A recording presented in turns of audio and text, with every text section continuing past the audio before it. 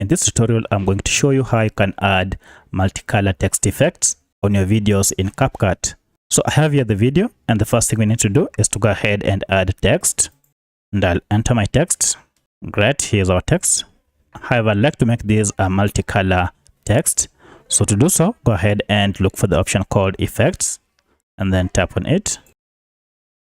Now under this, you can see quite a number of multicolor effects. So choose this multicolor option, which is here. And as you can see from this list, we have quite a number of multicolor effects that we can choose from. So for instance, if we try out this, look at that. We also have this, though it is a pro option. We even have this, and there are quite a number of them. So go ahead and choose one from this. If you have any other question, kindly let me know in the comment section. Otherwise, if this video was helpful to you, kindly hit the like button and subscribe to this channel to support me. Thanks for watching, and let's meet in the next video.